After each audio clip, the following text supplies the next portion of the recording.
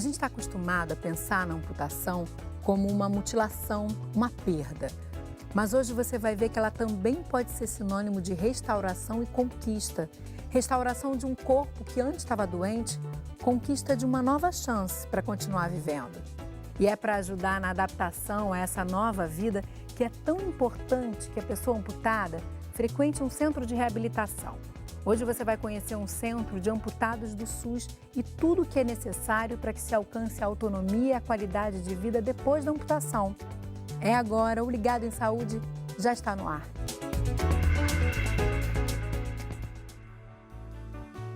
Meu nome é Eliane Machado, eu sou médica, fisiatra, chefe da unidade de reabilitação do INTO.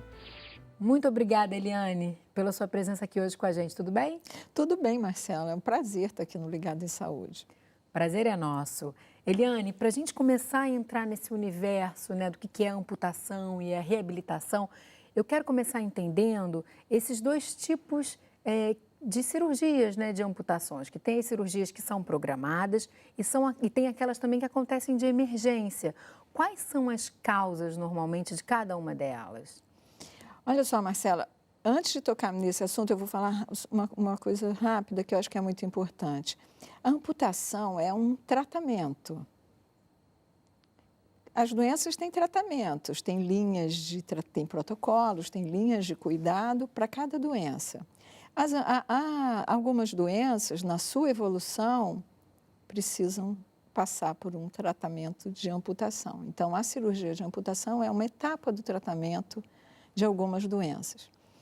Perfeita essa sua colocação, desculpa te interromper, mas porque já abre um outro horizonte para a gente falar de amputação. A amputação, né, é muito cercada de uma visão de culpa, enfim, perder um segmento é uma situação muito séria, e aí existe um clima que não é muito real em cima, é um pouco fantasioso.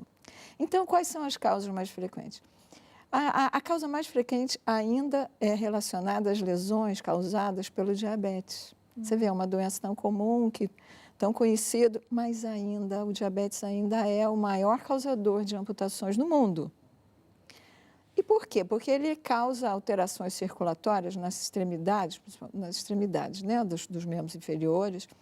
E essas alterações, muitas vezes, não são vistas, são maltratadas, e quando a pessoa se dá conta, ela já tem um tecido inviável que tem que ser retirado. É isso que é amputação. Para não causar um risco à vida dessa pessoa. Exatamente. Nós temos o diabetes, né, que é a causa mais frequente, mas a gente também tem muitas vítimas de acidentes, de traumas por acidente. Que são as amputações feitas de emergência. Muitas vezes são feitas de emergência, mas muitas vezes o trauma evolui com infecção. E essa a outra causa muito frequente de amputação é para tratamento de osteomielite, que é a infecção do osso. É uma infecção grave ainda e que muitas vezes precisa ser tratada com amputação. Então, muitas vezes o acidente, o trauma, ele pode causar momentaneamente a amputação. Mas ele pode o paciente é levado para o hospital e aquele trauma causa uma fratura. Muitas vezes essa fratura causa uma infecção, continua por algum tempo e apresenta infecção, e essa infecção, tempos depois, acaba sendo tratada por uma amputação. Mas a causa inicial foi um trauma. Então, os acidentes de trânsito, principalmente com moto, as pessoas em estados de guerra, né, a guerra é uma das causas maiores também das amputações, também podem evoluir, podem ter amputações imediatas ou podem evoluir com sequelas e com infecções que acabam levando a uma amputação. Eliane, e as amputações congênitas, o que é isso? Pois é, as amputações congênitas são aquelas que acontecem nas crianças, né? A criança já nasce com uma má formação, com ausência de segmentos, ausência de um pezinho, ausência de uma parte do braço, ausência da mão. Isso acontece por várias causas, né? O uso de drogas durante a gravidez, algumas por problemas genéticos mesmo. E a amputação congênita, ela é um capítulo imenso, né? Dentro do trabalho com os amputados. Porque a criança tem que ser tratada com muito cuidado. Né? Você abordar o paciente, a criança, e permitir que ela tenha um desenvolvimento adequado através do uso de uma prótese, do acesso a um programa de reabilitação é muito importante. É uma outra história porque é um indivíduo em crescimento, né? Exato. Muitas vezes tem que trocar de prótese uma vez por ano. Deve ser totalmente diferente. Agora, me diga uma coisa. Muita gente que sofre uma amputação, às vezes fica se perguntando sobre o nível da amputação, né? Por que aquele local foi escolhido? Então, eu queria que você falasse um pouco sobre isso. Que decisão é essa quando se escolhe um nível ali para que essa amputação, essa cirurgia seja feita? A cirurgia sempre vai seguir, vai ter como critério básico retirar o tecido que tá ruim, né? Esse é o principal objetivo da cirurgia. Se eu tenho uma infecção, eu tenho que tirar toda a infecção. Se eu tenho um tumor, eu não posso correr o risco de deixar tecidos que possam comprometer o paciente depois. Então, basicamente, a decisão inicial é em cima disso. Retirar tudo que está estragado, vamos dizer assim. Além disso, você tem que considerar que esse segmento você está operando, está amputando, mas está preparando para receber um equipamento, uma prótese. Então, ela leva essas duas coisas em consideração. Primeiro, resolver o problema do paciente, resolver o problema da doença, vamos dizer assim. E ao mesmo tempo, preparar esse segmento, né, esse pedaço, para que receba uma prótese. Porque dependendo da altura, isso pode facilitar, né, a claro, colocação dependendo de uma prótese, da altura. adaptação. Vamos pensar que uma prótese, por exemplo, quem tem uma amputação acima do joelho, a prótese vai ter um joelho mecânico. Esse joelho precisa de um espaço, de um espaço dentro da prótese. Então, eu tenho que desenhar o coto do paciente, né, o segmento do paciente depois da amputação, de acordo com a colocação dessa prótese, desse joelho. Senão, não tem espaço para botar o joelho, e aí? Como é que fica essa prótese? Perfeito. Entendeu? Então, o cirurgião tem que conhecer, tem que ter conhecimentos de protetização e, claro, da área específica dele, que é a parte da cirúrgica, né?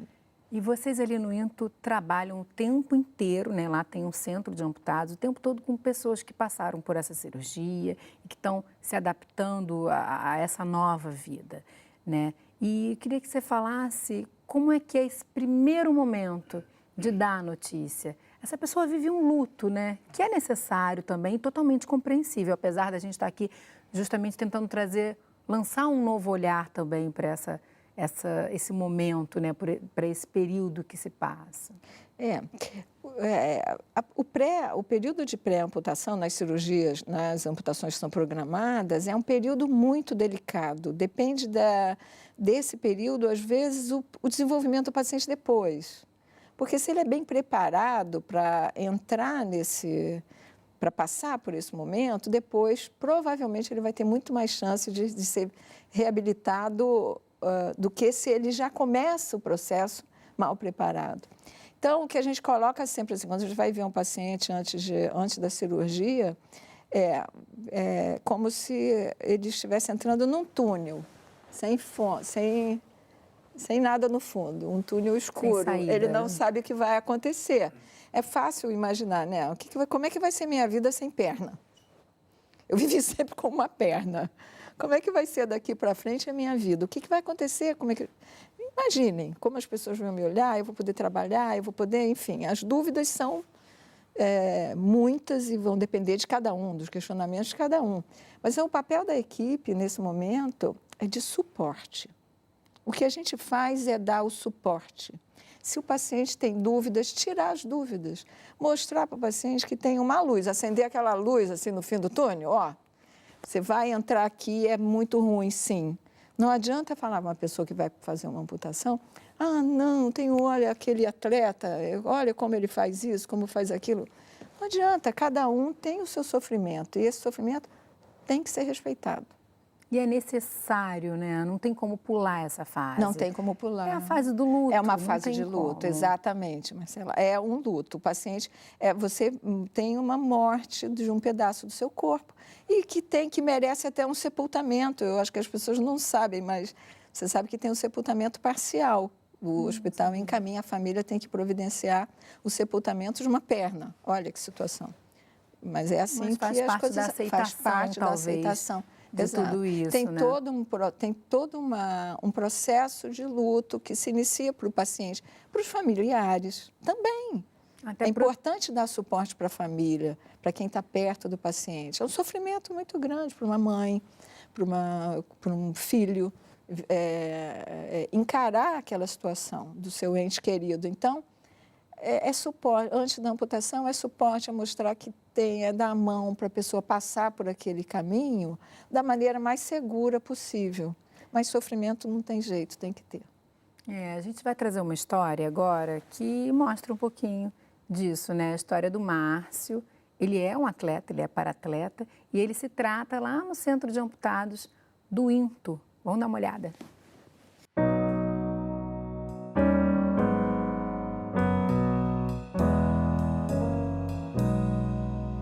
A minha amputação foi em 2011 e desde lá para cá eu fiquei internado 2 meses. Tive 2 paradas cardíacas, né?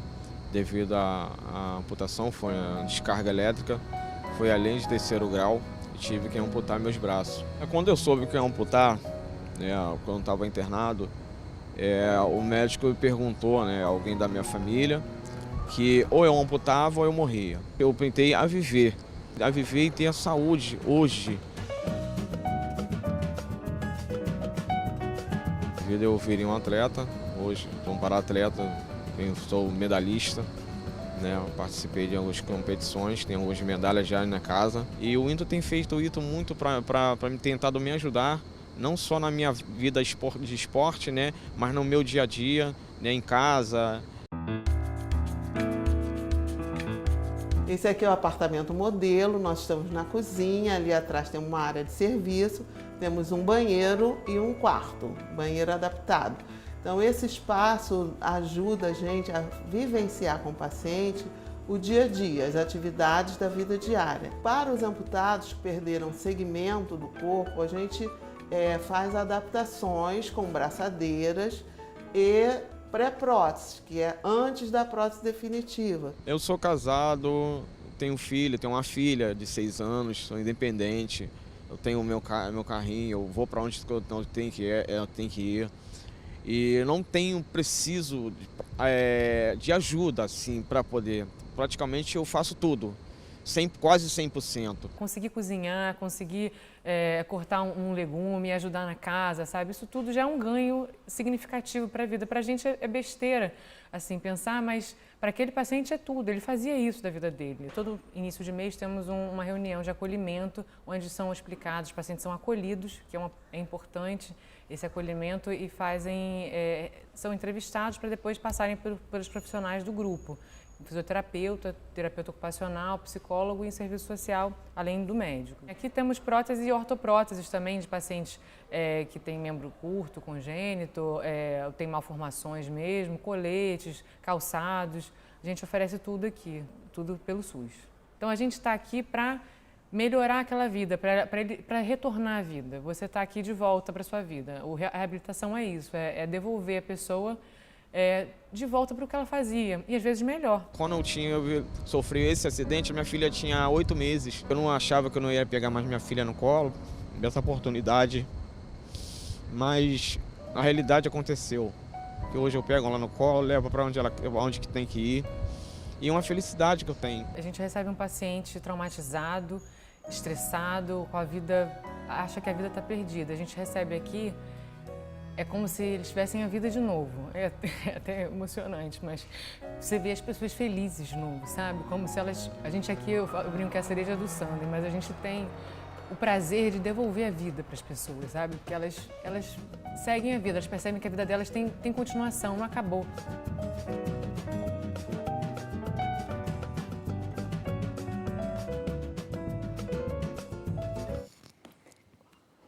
Bacana, né? Muito legal, né? Usando aquela analogia do túnel que você falou, acho que esse é o momento que o túnel se abre, você vê a luz e você passa por ele e inicia uma nova etapa, né? Exatamente, é isso mesmo. A Sabrina colocou muito bem.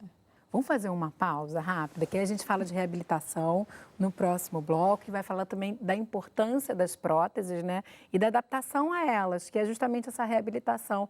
Daqui a pouquinho a gente volta. Não sai daí.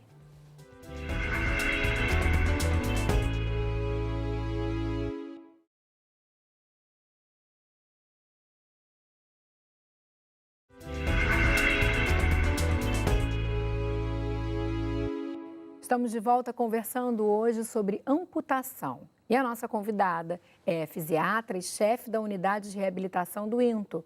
O nome dela é Eliane Machado. Doutora Eliane, que nos explicou um pouco, né, desse momento de terapia, que é desse momento da recuperação da saúde, que é a amputação, né? A gente já está mudando um pouquinho esse olhar sobre a amputação. E agora a gente vai focar mais nessa reabilitação. Eliane, conta pra gente...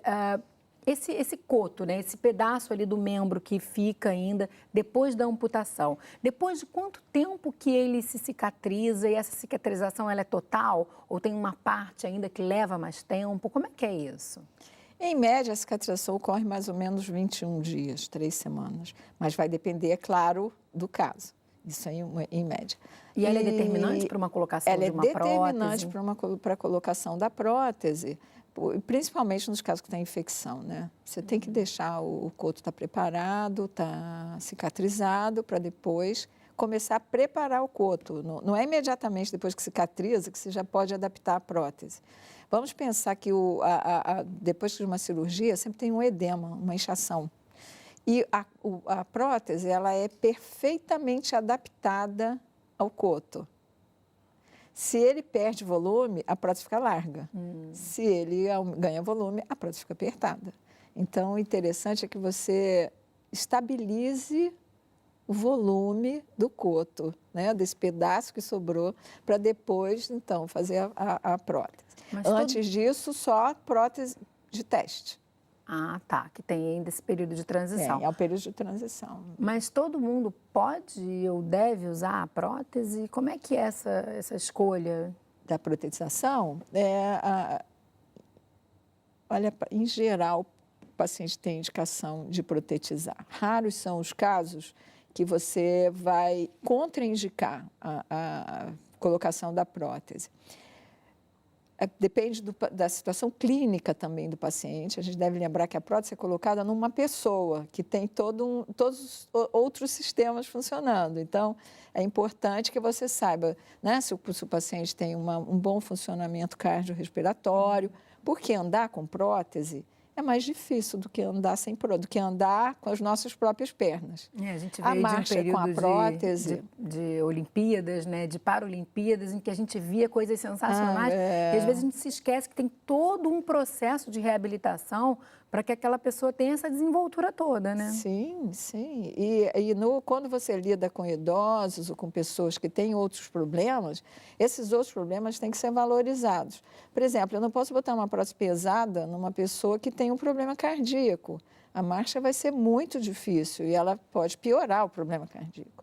Então, a indicação da prótese depende do nível de atividade da pessoa. Se a pessoa é muito ativa, ela vai precisar de um joelho melhor, de um pé melhor. Se a pessoa é menos ativa, ela também precisa de uma prótese boa, mas mais leve. E muitas vezes a pessoa opta por uma prótese cosmética. Ela só quer a prótese para compor a sua imagem corporal.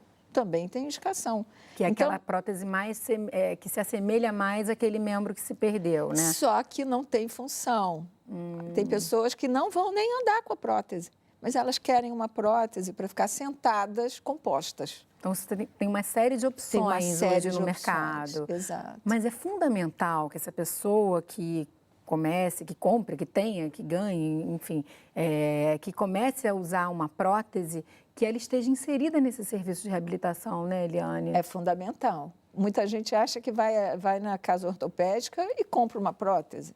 E que a prótese é um liquidificador que você compra e vai usar. Não é assim. A prótese é muito mais complicada, né? Porque ela tem que ter uma adaptação muito boa. ela tem que atender às suas necessidades, senão ela, em vez de ser um dispositivo que te ajuda, ela é alguma coisa que te atrapalha, porque você não consegue usar. Isso é muito comum.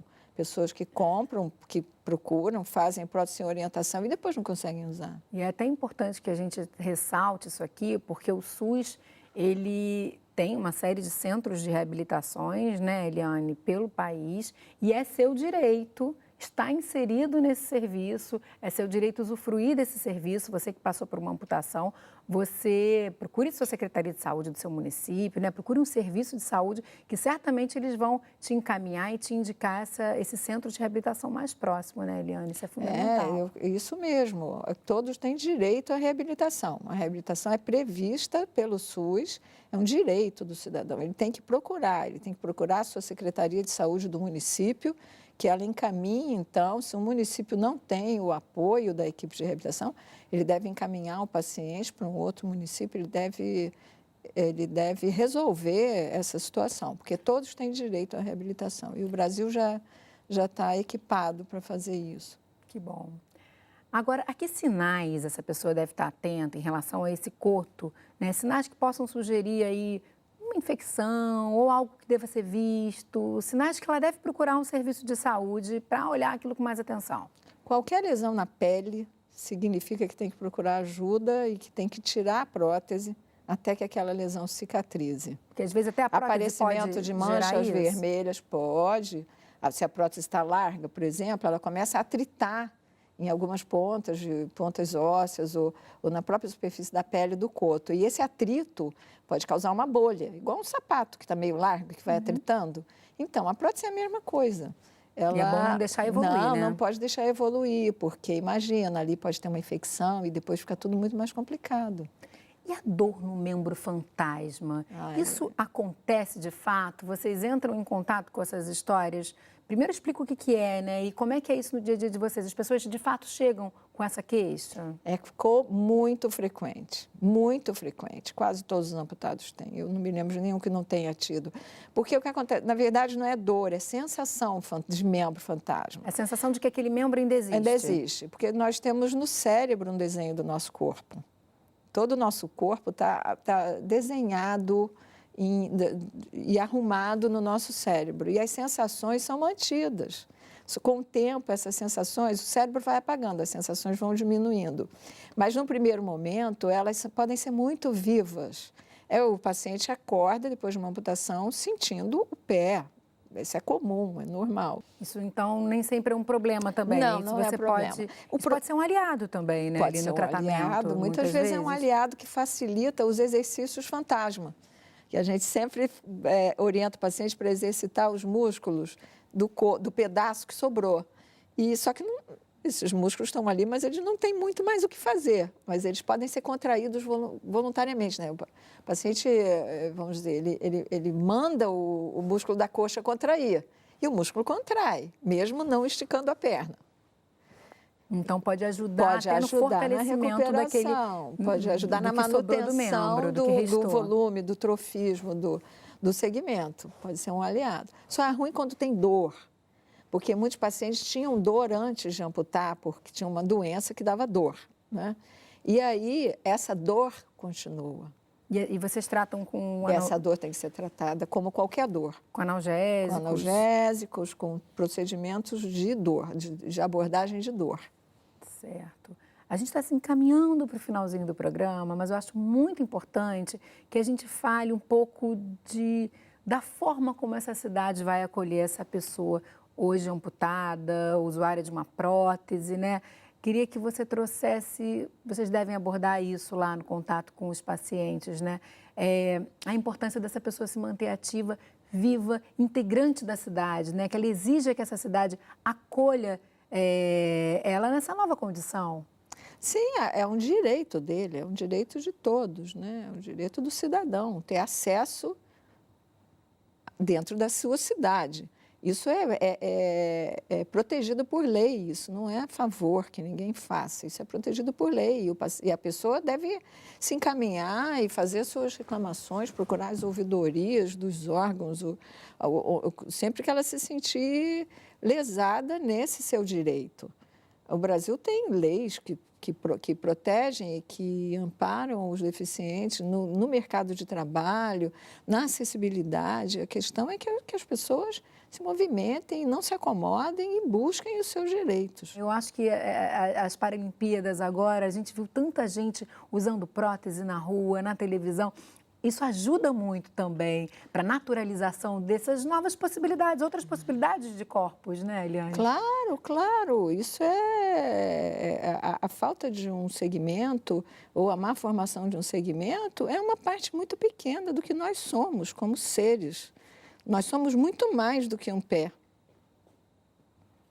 E nós somos inteiros, né? Exato, nós somos muito mais e temos que buscar a nossa aceitação e a nossa vida, a nossa felicidade, porque ela está aí. E aí o exemplo desse paciente, eu acho que é um exemplo muito interessante do Márcio, porque ele mostra na prática como as pessoas sobrevivem a esse momento, como elas continuam e como elas, às vezes, são até mais felizes. Ele nunca tinha ganhado uma medalha. Ele corria, mas ele nunca tinha ganhado uma medalha. Agora ele já ganhou várias, já foi para a Olimpíada, depois de perder os 2 braços. Eu acho que mais forte do que esse exemplo, eu acho que não tem nem palavras, né? O exemplo já fala por si só, já fala né? por si só. Vamos fechar nele, então. Vamos fechar com ele, com a força dele. Com a força dele. Muito obrigada pela sua presença, Eliane, pelo seu trabalho e pelas informações que você deu a gente aqui hoje. De nada, é um prazer. Sempre que vocês precisarem de informações sobre esse assunto, estamos à disposição lá no INTO. Isso aí, até uma próxima, então. Até uma próxima. E o programa de hoje fica por aqui, mas se você tem uma sugestão de tema, você pode mandar para a gente.